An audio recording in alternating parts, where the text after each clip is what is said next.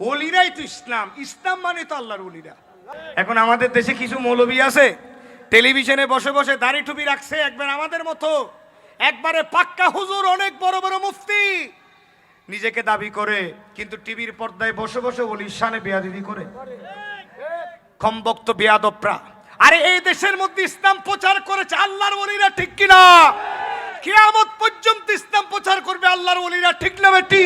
যাদের কাছে হক্কানি পীর আছে তারা কোনোদিন গুমরা হতে পারে না, তারা কোনোদিন আমলকে নষ্ট করতে পারে না। যাদের কাছে হক্কানি পীর নেই তারা যেখানে যায় সেখানে অ্যাক্সিডেন্ট করে, ঠিক না বেটি? সেই জন্য দাতাগঞ্জে বক্সে লাহুরি গেলেন, কিন্তু তিনি যেই জায়গার মধ্যে গেলেন ওই জায়গার যে বাদশা ছিলেন, যা রাজা রাজুস, যে বাদশাটা অত্যন্ত মারাত্মক, এমন ভাবে অগ্নি পূজারক ছিলেন, বড় ধরনের জাদুকর ছিলেন। সেই বাদশা ওই এলাকাকে গ্রাস করে রেখেছে। কেউ এখানে আল্লাহর ডাক, আল্লাহর নাম নিতে পারবে না। কেউ যদি আল্লাহর নাম নেয় ওই জালেম বাদশা তার শরীর থেকে মাথাকে আলোক করে দে। উচ্চস্বরে বলুন নাউজুবিল্লাহ। দাতাগঞ্জে বক্সে লাহুরি রহমতুল্লাহ নেই ওই শহরের মধ্যে ঢুকে, হিন্দুস্তানের জমিনে ঢুকে দেখতে পেলেন কেউ আল্লাহকে ডাকার মতো কোনো মানুষ নাই। উনি মানুষের মধ্যে ওয়াজ শুরু করে দিলেন, আল্লাহর তাওহীদ এবং নবীজির রিসালাতের এলান শুরু করে দিলেন। ওনার আল্লাহর ওলির জবান এটা তো খোদার কুদরতের জবান। আল্লাহর ওলিরা যখন কথা বলে আপনি সাধারণ মানুষের কথা মনে করবেন না। আল্লাহর ওলিরা যখন নির্দেশ দেয় সাধারণ মানুষের নির্দেশ মনে করবেন না।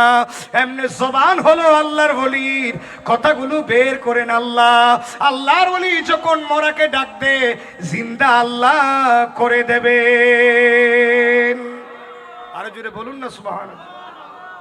একজন বিদ্যা মানুষ, তিনি কিছু দুধ নিয়ে বাদশার কাছে যাচ্ছেন। উনি কিছু দুধ নিয়ে বাদশার কাছে যাচ্ছেন। এইরকম শহরের মধ্যে যাদের ঘরে গাভী ছিল প্রত্যেকে গাভীর দুধ দোহন করে বাদশাকে দিতে হতো। এই বাদশা দুধগুলি খেত, ওই দুধ পান করত। বাদশার কাছে দুধ না পাঠালে বাদশা ওই গাভীর স্তনটা কেটে ফেলতো। বাচ্চার কাছে দুধ না পাঠালে গাভীটাকেও মেরে ফেলতো, গাভীওয়ালাকেও মেরে ফেলতো। ওই বৃদ্ধা মহিলা বলেন, হুজুর আপনি আমার কাছ থেকে দুধ চাচ্ছেন, কিন্তু দুধগুলি আপনার জন্য নয়, এই দুধগুলি এই রাজু বাদশার জন্য। আর বাদশার কাছে যদি দুধ না নি তাইলে আমার গাভীকেও মেরে ফেলবে, আমাকেও মেরে ফেলবে, আর আমি ব্যবসা বাণিজ্য করতে পারবো না। চিৎকার দিয়ে বলুন নাউজুবিল্লাহ। তখন হযরতে দাতাগঞ্জে বক্সে লাহুরি তিনি বলেন, আপনি আমাকে একটু দুধ দিয়ে দেখেন না, আপনি আমাকে একটু দুধ খাওয়ালে আমি অসুবিধা না, আপনার থেকে টেনশন করতে হবে না। আপনার গাভীর ওখানে যে দুধের যে অভাব হবে না। তখন ওই বিদ্যা মহিলা একটা পাত্র নিয়ে দাতাগঞ্জে বক্সে লাহুরি রহমতুল্লাহ আলাইকে দুধ পান করতে দিলেন। সুবহানাল্লাহ বলুন। ওই দাতাগঞ্জে বক্সে লাহুরি রহমতুল্লাহ আলাই দুধ পান করার পরে কিছু দুধ রেখে দিলেন, গ্লাসের মধ্যে দুধ রেখে বললেন, ও আমার বিদ্যা মহিলা, আপনি দেরি করবেন না, আমার খাওয়া অবশিষ্ট দুধ আপনি একটা নদীতে গিয়ে ফেলে দিন। আর যখন নদীতে গিয়ে ফেলে দেবেন, নদীর পানি যেভাবে ব্যাপক আছে, নদীর পানি যেভাবে অসংখ্য পানি, অগণিত পানি, আপনার থেকে কোনোদিন আপনার গাভীর দুধের কোনোদিন অভাব হবে না।